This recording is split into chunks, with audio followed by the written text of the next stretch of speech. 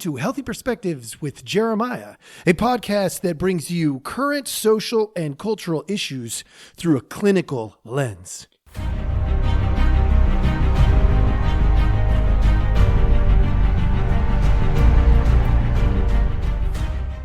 Hello. Welcome back. Thank you so much for joining us. As always, we appreciate your time. We are glad you are spending a little bit of it with us. We absolutely value that and treasure that. So what we are going to do is we are going to get rolling. I have been wrestling with this idea for a while, and I've been trying to figure out, how do I say it in the way that I want to say it? So hopefully this comes out well. Here's the idea, the big idea. Online, for whatever reason, I've been watching how everyone believes, or at least projects, that they are the expert on the thing they're talking about. And I find it really, really fascinating, because the truth is they can't all be the expert. You know, and not only that, but the other part that's been bugging me is people are just stating what others have already stated. Now, that there's some reality, as you know, we gain some expertise in an area, that we would sound like others who have an expertise in that area. But the mirroring that's going on, the idea of projecting it as though it's my original thought is absolutely fascinating. And over and over and over, I have seen people inaccurately project their expertise. And when I see that and I challenge it, it's like pinning them in a corner. And, you know, then they scratch and claw and look for a way out. They move the goalposts. They do whatever it is that they think they should or can do to preserve their expertise, as if they were ever the expert. Now, on occasion, I do run into somebody who's an expert in an area. I love it when that happens. But why are so many people hurt? So, for instance, somebody was talking about ivermectin this weekend on one of my feeds. And I chimed in, which I don't normally chime in around the ivermectin topic. It is considered a controversial topic for some reason, even though it is factually FDA approved for human consumption, human use in certain forms and at certain doses. And yet people get all mad that people are using ivermectin to treat whatever they are deciding to treat, even if they're using it in the proper doses as FDA approved. Well, the reason that I got involved in the conversation was because it was talking about, it's not for that. And I got to thinking, well, in mental health, I see stuff being used for off-label purposes all the time, literally on a daily basis. People are using, psychotropic medications for sleep disorders. And I'm like, well, that's an off-label use, but should we be using it for that? I'm not a doctor. I'm not a pharmacist. And so I literally in the comments said, look, I'm not a doctor or a pharmacist. And I know factually that things are used for off-label purposes all the time. So, as long as it's being used properly in its proper dose and its proper frequency, all of that stuff. And, why do I have a problem with somebody else using that? If it's being used in the proper ways, even if it's for an off-label use. Anyway, I got involved in that conversation, and this person, first of all, when I did end up saying, like, are you a doctor or a pharmacist? Not because I wanted them to feel stupid. That's not it at all. I wanted to find out their level of expertise. So this brought this to the culmination for me. It brought it to the center, and I went, that's what's bugging me. They had no expertise, none whatsoever. Literally, they said, well, I've bred rabbits for years. And I'm going, I mean, okay, but that's an experience. And, ivermectin is used in farm animals also. And its most typical use is around parasites. Okay, so that makes sense. So they have experience with ivermectin, but did they do their research? And they hadn't, but they were projecting as though they were an expert, and it drove me nuts. And I got to thinking, there's two things that I wanted to address today. I want to address conversion and transformation. They are very, very different topics, but they correlate in the use when I look at the different kinds of conversations people have and the different kinds of research that people do. So in the mental health profession, we have conversion therapy. Now, conversion therapy has gotten a really, really bad rap, rightfully so, because it assumes that as a therapist, I am the expert and you are the subject. You are nothing more than, an obstacle in the way of this, getting, you from point A to point B. We need to get you out of the way, put me in as the expert. You do what I say, when I say, how I say, and voila, I convert you. We see it, by the way, not a great form of therapy. Matter of fact, I think it's absolutely a terrible form of therapy, because when we look at the ethics, we just get to the first ethical principle, autonomy. If I assume expertise, that I am the one who knows the best in your environment, at that moment, I start taking away your autonomy. That is not something that I believe should happen. That being said, it does occur, unfortunately, and I see it in other areas as well. I look at, I got a small list here for you. Religion. Converting people? Really? I mean, what are we converting them to? What I know to be the best? That's an interesting concept.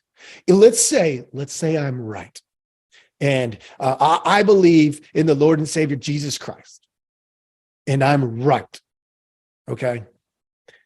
If I try to convert you, a couple of things about that when it comes to psychology is are you more likely to go down that path in a healthy way or an unhealthy way if I convert you?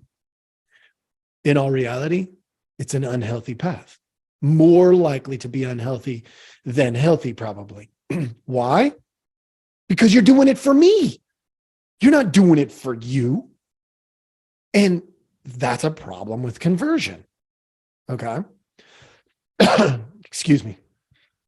Marketing. You market a soap, market a potato chip, market a whatever, fill in the blank. Any kind of marketing. The idea is to convert you to a sale. And they are very, very good at it. Why are they good at it? Because they convince you want to do it because of you, not because of them. They invite you. The idea is to transform you into a customer. And how do they do that? They show you glimpses of you in their product. Okay, totally different track. All right, how about politics? Politics, you're Democrat or you're Republican, or what about all those that are not Democrat or Republican? Yeah, you're screwed. I'm sorry. It just is what it is. Because why? There's only two. Except that's an idea of conversion. It's the idea that you have to be one or the other.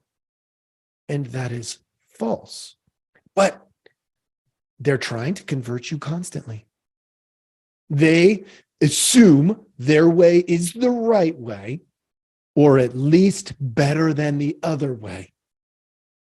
And so they either turn you against the other, or for themselves. And of late, it's been against the other. That's why I put this really ridiculous comment out a while back. It got no traction on it. Sometimes, social media is unpredictable. We don't know what's going to take. I thought it was kind of funny. I put down something like Biden's best friend, Donald Trump. Donald Trump's best friend, Biden. Why? Because when we look politically, the biggest asset that Donald Trump has is Joe Biden. The biggest asset that Joe Biden has is Donald Trump. Why? Because you look at which one is worse? I'm going to go with the other guy. I mean, that's a ridiculous way to have to do it. You would think in our culture, we could percolate best options, not the ones that we would look at and go, well, I'm just going to avoid the worst option. And that means I'm in this camp this time. I think we could do better than that. But that's how they're converting voters. All right.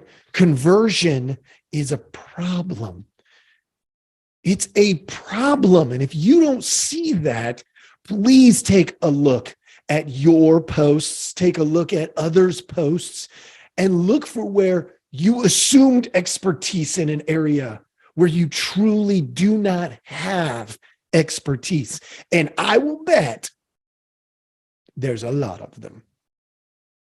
That doesn't mean you can't get involved in the conversation. That's part of the growth process. But projecting as though you are the expert, let's not do that. Let's not do that.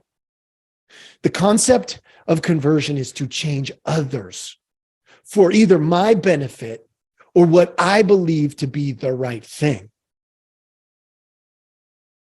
But what if I'm wrong? Conversion doesn't leave room for that. It doesn't leave room for me to be wrong, for me to do my growth. It's I am right. It starts with that concept of I am right. So how do we balance your right to an opinion and my right to an opinion? There's two major factors: safety and love. That's my opinion as a therapist, because I've seen it. Love is relational, and safety is environmental, relational, spiritual. It has a lot of different realms to it, okay? It is felt and real. So perceived and real safety, okay? Other than those things, there is this idea of live and let live. If it's not a safety thing, if it's not getting in the way of our ability to relate and love and respect and all of those kinds of things, live and let live. Unfortunately, some people use that as an excuse to try to convert. We've seen that a bunch in this trans movement that's going on right now. It's like, I'm not harming you, except maybe you are, and you're just not acknowledging the extent and the risk in some way. Now, I know I just made a bunch of enemies out there, and it is what it is. I'm speaking the truth as I see it. I'm an imperfect person, but from my version of reality, from where I sit and what I see, and I see a lot of crap, a lot of good stuff. I see a lot of struggle and a lot of success creation. I see a lot, because as a therapist, we can't help it. People bring their stuff to us, good and bad, ugly and beautiful. They bring it all in. And we do see this conversion concept. It's you have to accept me as I am. No, that's not true, because if they don't have the autonomy to say, I don't accept you, then the truth of the matter in that moment is you're attempting to convert them. You can invite them to transform their ideas, their feelings, their relationships. And that's different. So the answer to conversion is a totally different tact, and that's transformation. That's where I'm going to spend the rest of our time today. Transformation is what I do in therapy. It's an invitation. It's an invitation to say, maybe you're doing good, maybe you're doing terrible, and maybe there's a better way. Let's find it. Let's explore together. Let's fill in some knowledge gaps and let's do some growth. And I'm going to point to a specific psychological theory concept. It's not really a theory, it's a concept. It falls within some theory. But I want to point to a specific one that I think will help you if you're interested in doing any growth and understanding where you are not an expert. This will point you in the right direction. It will not give you all the answers. You have to do the work still. But transformative care assumes that you know your life better than me. It assumes that you are an expert in some areas, but it also assumes there's stuff you cannot see. And I'm going to help you see some of the things you cannot see. That's what we're doing today. So the remainder of our time is going to go to what we call Johari's window. It's Johari''S, Johari's window. I'll put a link in the, actually, I'll put it in my documents. So I'll make sure that you can get to it on my website. So without further ado, for those of you watching on Rumble or YouTube, you're going to be able to see my Johari's window. This is a pretty generic version of it. So there's different forms. I use sometimes, some other things to show certain aspects of Johari window, but Johari is the one who created it. Johari's window is the concept. All right. What it basically says, okay, so for those of you who cannot see, it is a square that is bisected in both directions. So you've got 4 squares, essentially, much like if you played Foursquare in elementary school. You have these 4 boxes. One section shows a known to self. So everything in the arena and the facade is stuff I know about me. These are things I see. And then next to it, going down, is not known to self. So it is things I cannot see. Okay. So it's things I see, things I can't see. The other direction is things you see about me and things you don't see about me. Okay. So I'm using a singular as an example because it's a little bit simpler to follow when we say it's one person. Now, this can actually be scaled up to a cultural look and so on, but we're going to stick with the one because it's simpler to understand it that way. So when I look at the arena, that's going to be the area where I know and you know. That's what we call shared space. All right. The facade is things that I know about me and you do not. Okay. Those are going to be things like secrets, private areas. What you do in the bathroom is your business. I don't want to know. That goes in the facade. I never use the bathroom. That's so dirty and disgusting. Facade. That's just not true. But if I share you all the gory details, then that becomes the arena.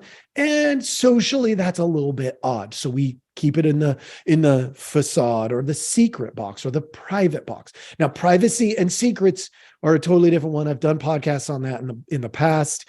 If any of you are interested in having me go back and do maybe some more depth in that, let me know. Happy to do it. All right. Then you've got the known, not known to self, right? So these are things I don't know about me. And you do, that we call those the BS box. For those of you who are listening and you can't see it, it is called blind spots. I know you probably went a different direction in your mind. That's okay. It helps you remember it. Blind spots are things that others can see in us that we cannot see in ourselves. Enter therapist here. That right there is a key that we're going to come back to in a minute. Okay. And then we have the things that I don't see in me and you don't see in me, the unknown. Those are our blind spots. Okay. Blind spots are a big concept. I've hit this before many, many times, but here's the trick. With Johari's window, when we look at transformative care, the idea that I invite you to transform your life based off of new knowledge, new experience, new information, new relationship, and the like.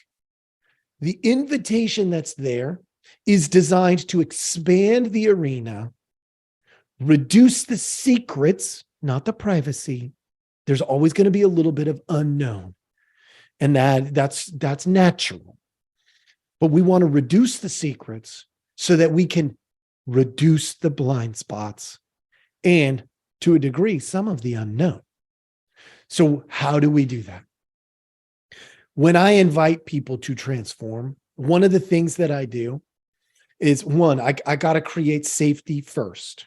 They have to know relationally that I care about them. That's why safety and love are the top two when it comes to like required components that conversion doesn't necessarily consider like it should.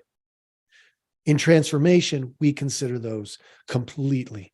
That is at the very core of what we do in transformative therapeutic practices.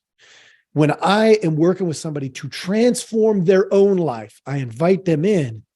There's two things that I have to do. I have to create safety, and I have to make sure they know I love and care about them. Now, is that the same kind of love and care that you get from a romantic partner? Nope, not ever as a therapist. Is it the same kind of love that you would get from a brother or a sister? Not likely, although it mirrors a little closer to that. Is it the same as you'd get from a parent? Again, not exactly, but it could mirror something like that. How about a mentor? Yeah, it's going to be a lot more like that.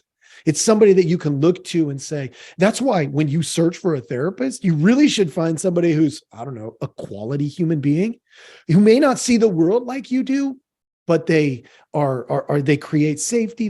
They are loving and caring, and they live out a set of values that you go, even if I don't totally agree with those, I can get on board with many of those. Why should we do that? Because their value set is going to determine how they show up in therapy. Think about that when you're looking into a therapist. All right, that was a little tangent. Let's go back to these secrets. So one of the things that I often will do is I'll have a client, and you can try this, please do, to reduce the facade box. I'll have a client create a list of secrets, things that they don't tell anybody. Or if they do, maybe there's one or two people that they've told, and that's it. That's okay. Sometimes private information shouldn't be dispelled to everybody. We don't want everybody to know our private junk. That being said, it is something we want to consider. If we are not telling very many people, there is a question of, do we have some significant blind spots in that area? Which is probably, yeah, we probably do. That doesn't mean you run out and tell everybody everything. So they write a list of secrets, things that they keep that in some cases, even I'll push them to say, hey, even things that make you feel guilty or ashamed. All right. So we'll invite that conversation in as well. Have them bring the list to the session. Now, I never mandate that they tell me, because that would be conversion, not transformation. I invite them. I say, take a look at your list. Is there anything on there that you could reconcile, you could make right with people in your life? Maybe it's something that you did that was probably not the healthiest, something like that. And they will look at the list, and they say to me something like, well, do you want to just read the list? I'm like, well, hold on, time out. No, not at all. If you would like to share the list, I'm open to listening. But I'm never going to make you read the list. And I usually tell them that up front too. But it does create that discomfort of the facade, the secrets, the lies, deceptions. It creates that discomfort, even if they never share the list with me. They can still do a good amount of this work. And yes, will they still be keeping their secret? Yeah, but they had to have an emotional experience of discomfort in the creating of the list. I'll even stop them sometimes and say something like, is it uncomfortable to be holding that list? Having it outside of you, where if you dropped that and somebody were to pick it up, they would have your list of secrets. It creates that kind of internal tension that's actually really good for them in terms of transformation. And remember, transformation's an invitation. I haven't even forced them to do anything. I don't need to. It's not conversion. It's transformation. So I invite them in. Now, oftentimes at this point, they take that secret and they move it into the known to others category. They invite me to know it. From there, a couple of things happen if they choose to do that. The blind spots begin to just shrink down. Not completely. They're never going to completely go away. But the unknown also might shrink down. Why? Because the unknown often hides behind the facade and behind the blind spots. And if we're reducing those things, we're increasing the chance that you know more about you. Why? Because relationally, I can reflect things that I see, and you could be like, growth. And that's the idea of transformation. I know I got a little bit more technical on this one today. I know I left that up there for a long time for those of you watching, but I do it because I really want you to explore the idea. I hope this was super helpful. I hope you understand the difference between conversion, I'm the expert in your world, and transformation. I invite you to look into your world using me as a tool to do that. Much, much better. And then not only that, please take the next step. Do the same thing in your social media stuff, because that's where this came up for me. All these so-called experts that you almost inevitably, when I circle back to this, I go, I ask this question. What do you do for a profession? Are you a doctor or a pharmacist when it comes to ivermectin? No, you're not. And that's okay. You can still know lots of stuff. You don't have to be a doctor to understand ivermectin. You don't have to be trans to understand trans. You do have to put in the time, energy, and resources to learn and grow and transform your heart and your mind. That's a reality. From a therapist to everybody out there, that's something you can do. You can transform. Take that into your social media. Let's make a difference, one post at a time. Stop projecting you're the expert when you're not the expert. And when you are the expert, be open. Be open to the answer of, hey, look, I've studied this for a long time. There are things I don't know. Yes.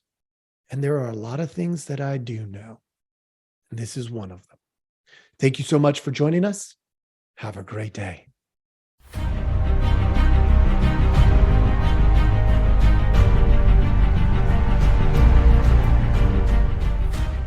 Thank you for listening. We hope you enjoyed the show. Take a look at the details of our podcast for links to our website and other helpful information.